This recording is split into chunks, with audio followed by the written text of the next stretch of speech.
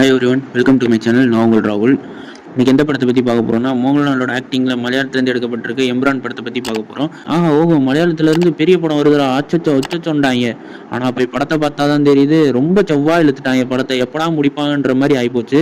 சரி, அதை விடுங்க. இந்த படத்தோட கதை என்னன்னு பார்த்தீங்கன்னா, ஃபர்ஸ்ட் பார்ட்டில் சொல்லியிருப்பாங்க, சின்ன வயசில் அவன் என்ன பண்ணியிருக்கான்றதை காட்டவே மாட்டாங்க. அந்த ஃபர்ஸ்ட் பார்ட்டோட கண்டினியூஷன்றனால இதில் வந்து அவன் சின்ன வயசில் ஒரு குரூப் ஆஃப் பீப்புளை வந்து கொலை பண்ணிடுவாங்க. கொலை பண்ணதுக்கு அப்புறமேட்டு வந்து ஒரு சின்ன பையன் மட்டும் தப்பிப்பான். அந்த சின்ன பையன் வந்து வேற யாரும் இல்லை, மோகன்லால் தான். அதையும் காமிப்பாங்க. அதுக்கப்புறம் பார்த்தீங்கன்னா, கேரளா அரசியலில் என்ன நிலவரன்றதை வந்து காமிப்பாங்க. திடீர்னு வந்து கேரளா அரசியலை விட்டு திடீர்னு காணாம போயிடுவார்ல லூசிஃபர். அதுக்கப்புறம் அவர் என்னெல்லாம் பண்றாரு அப்படின்றது இந்த படத்தோட கதையா இருக்கு. அதனால நம்மளுக்கே ஒரு டென்ஷன் வந்துடும். எல்லா கதையும் மிங்கிள் பண்ணி எடுத்ததுனாலே என்னமோ எனக்கு அவ்வளோவா கனெக்ட் ஆகல. படம் வேற 3 மணி நேரத்தை தாண்டி போயிட்டு இருக்கு. என்னால் உட்காரவும் இல்லை, ரொம்ப செவ்வாய் இழுத்துட்டாங்க. ஒரு படத்தோட கதை வந்து நான் லீனியரா போனாதான் எங்கேஜிங்கா இருக்கும்.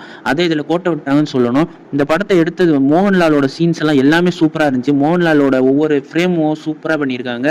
ஆனா மோகன்லால் மட்டுமே காட்டணும்னு நினைச்சு காட்டினாங்களா என்னன்னு தெரியல. அதுக்கப்புறமேட்டு அவரே வந்து மோகன்லாலே வந்து ஒரு ஃபர்ஸ்ட் ஹாஃபுக்கு அப்புறம் தான், எப்படி விக்ரம் படத்துல கமலஹாசன் வருவாரோ அதே மாதிரி வந்து ஃபர்ஸ்ட் ஹாஃபுக்கு அப்புறம் தான் வந்து மோகன்லால் வராரு. அப்புறம் நடுவில் வர சின்ன சின்ன கேரக்டர்ஸ்க்குலாம் இம்பார்ட்டன்ட் ரோல் கொடுத்து நல்லாவே ப்ளே பண்ணியிருக்காங்க.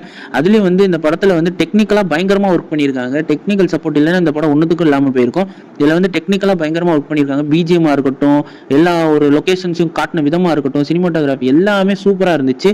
இந்த படத்தை வந்து பிருத்திவிராஜ் டைரக்ட் பண்ணியிருக்காரு. ஏற்கனவே வந்து பிருத்திவிராஜ் லூசிஃபர், ப்ரோ டாடின்னு 2 படத்தை மோகன்லால் வச்சு எடுத்திருக்காரு.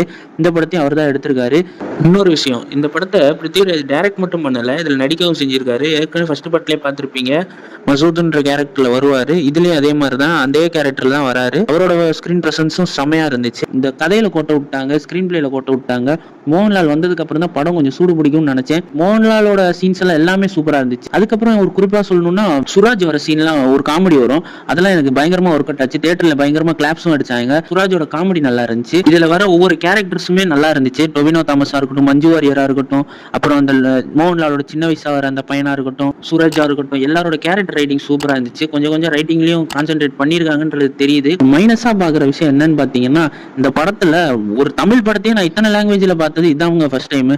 உண்மையா சொல்ல போனா இதுல நிறைய லாங்குவேஜ்ல பேசுறாங்க. தமிழ்ல பேசுறாங்க, ஹிந்தி, இங்கிலீஷ்னு மாறி மாறி பேசுறதுனால ஒண்ணுமே வந்து புரியாம போயிடுச்சு. அதுக்கே சப்டைட்டில்ஸ் கீழே போட்டுக்கிட்டு இருந்தாங்க. அதை படிப்பனா சீனா பாப்பனா ஒன்னும் புரிய மாட்டேன்ருச்சு.